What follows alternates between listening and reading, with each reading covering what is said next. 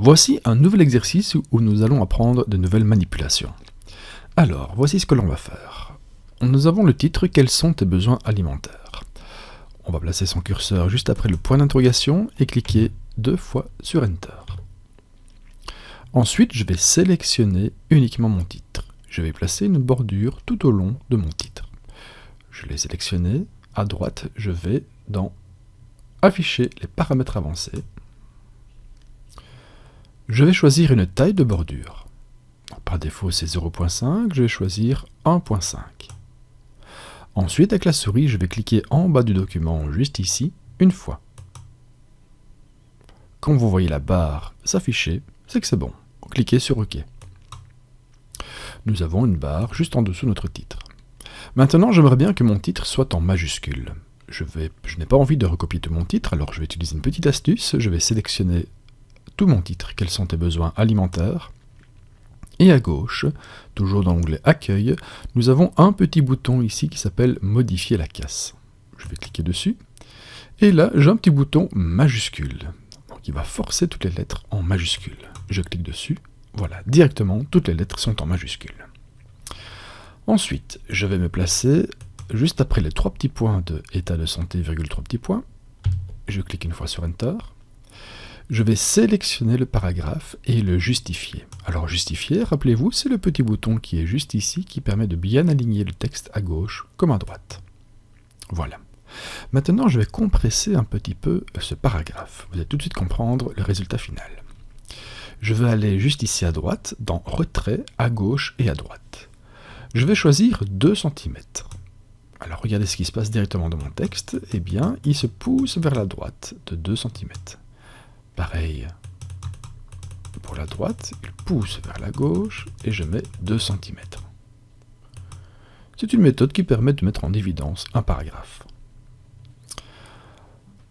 Ici, j'ai mon texte, si l'on se base sur les différents besoins du corps, voilà là, je me place juste après les 2 points, je clique sur Enter, voilà, et je vais travailler sur le texte qui est ici. Alors, la première chose que l'on va faire, c'est se mettre devant les aliments constructeurs. Je vais placer une petite puce. Alors, qu'est-ce que c'est une petite puce? C'est un petit signe qui permet d'énumérer différentes choses. Les petites puces se trouvent ici. Voilà, j'ai différentes petites puces.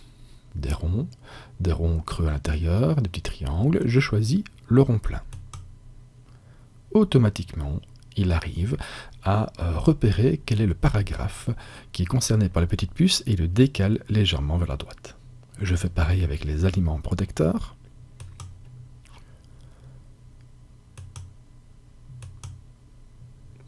Et les aliments carburants. Et enfin, l'eau. J'ai donc 4 énumérations qui s'affichent après les 2 points de indispensable. Je vais sélectionner les 4 éléments et je vais les justifier également. Regardez bien la différence entre avant et après. Supprimer le texte. Attention, quand on fait une manipulation, quand un texte est déjà sélectionné, bien souvent, les traitements de texte le suppriment. Alors je vais bien veiller à cliquer ailleurs dans le document de manière à ce que le texte ne soit plus sélectionné. Je vais me placer juste ici, voilà, juste là, c'est très bien. Je vais dans Insertion, Images, à partir d'un fichier. Chez vous, ce sera dans la rubrique Téléchargement, chez moi, c'est dans les documents. Et elle s'appelle l'image Calendrier saison. Je clique dessus, l'image apparaît. Je vais redimensionner l'image. Voilà.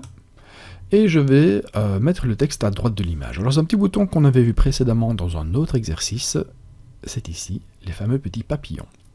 Je vais cliquer sur le papillon rapprocher, et automatiquement, les informations vont se placer à droite de l'image. Alors maintenant c'est un petit peu du chipotage, donc j'aimerais bien placer correctement, voilà. Voilà, là c'est parfait. Alors, hop, je vais mettre mon curseur devant le tableau. Voilà, je clique 2-3 fois sur Enter. Je vais faire en sorte d'essayer de bien mettre tout le texte. Voilà, voilà. Là c'est parfait. Les éléments sont bien à côté d'une image. Donc là c'est vraiment du chipotage. N'hésitez pas à essayer de faire la même chose que moi et ne surtout pas vous énerver en le faisant. Alors en dessous, je vais placer un tableau. Le tableau, ce sont toutes ces informations-ci qui doivent se mettre dans différentes colonnes. Ces informations, je les ai tapées pour vous. Alors je vais me placer devant quotidienne avec le point et je clique sur Enter 2-3 fois. Voilà, pour créer un petit peu d'espace. Je place mon curseur juste ici et je vais cliquer sur un bouton qu'on n'a pas encore vu, qui est le bouton Insertion tableau. Je vais cliquer ici, Insertion tableau. Là, j'ai plusieurs petites cases, donc il me propose déjà d'insérer des tableaux en fonction du nombre de colonnes et de lignes que je souhaite. Si j'ai plus que 10 lignes et 8 colonnes, je vais cliquer sur Tableau personnalisé. Mais moi, c'est un tableau qui contient 3 colonnes et 5 lignes. Donc 1, 2, 3, 1, 2, 3, 4, 5. Donc 3 fois 5. Je clique sur le petit carré qui est là pour valider, et j'ai donc un tableau qui s'affiche dans mon document. La première colonne, j'aimerais bien qu'elle soit plus foncée que les autres. Dans ce cas-ci, je vais sélectionner comme ceci. Voilà, donc pour rappel, je mets en dessous la dernière case, je clique pour que ça clignote, et je vais remonter en laissant mon doigt appuyé sur la souris. J'ai donc sélectionné la première colonne, je vais à droite, et là, qu'est-ce que j'ai? J'ai un nouvel outil qui est l'outil tableau. Je peux rajouter des bordures, des lignes, des colonnes, changer la couleur des lignes si je veux. Moi, je veux simplement mettre une couleur d'arrière-plan. Je vais choisir une couleur, du gris clair. Je prends celui-ci, ça me convient très bien. Voilà, donc il m'a appliqué une trame sur les colonnes. Maintenant, je dois juste indiquer les éléments à l'aide de ma souris. CTRL X qui veut dire couper et CTRL V qui veut dire coller. Les éléments se trouvent juste ici en dessous. Je vais sélectionner fruits et légumes. Quand c'est fait, CTRL X avec le clavier. Donc CTRL est tout en bas à gauche et le X. Donc toujours bien laisser la touche enfoncée sur CTRL et tout en laissant appuyer CTRL, appuyer sur le X. Je vais sur la première colonne, la première ligne, CTRL V qui veut dire coller. Ensuite je fais pareil pour les autres éléments.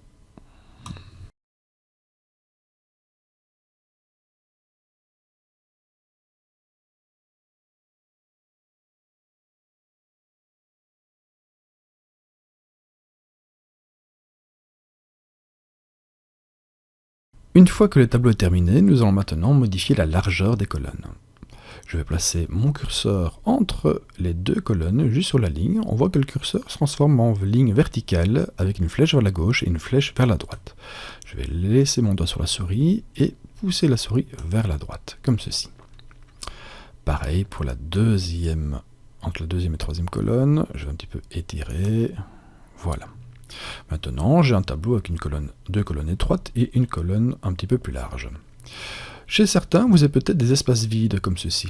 Hop, voilà. Alors, comment enlever ces espaces vides? Je clique chaque fois en dessous, là, sur l'espace vide avec ma souris, et j'appuie au-dessus de la grosse touche Enter, c'est la touche retour en arrière. Voilà. Et je supprime donc les petits éléments de vide qui apparaissent dans mon tableau.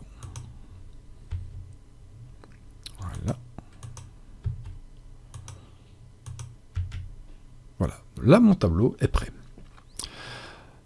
Alors, dernière manipulation, il y a une petite note en bas de page. On a vu comment faire précédemment. Je vais sélectionner la source. J'appuie sur CTRL X pour couper. Je me mets à côté du point d'interrogation de mon titre. Je vais aller dans Références. Et là, un petit bouton qu'on a déjà utilisé, c'est note en bas de page. Je clique dessus. Automatiquement, il m'indique une ligne horizontale en bas de la page avec un petit 1. Je fais CTRL V pour indiquer la source. Voilà. À partir de maintenant, mon document est terminé. Je peux l'enregistrer dans mes documents sous le nom exercice numéro 3.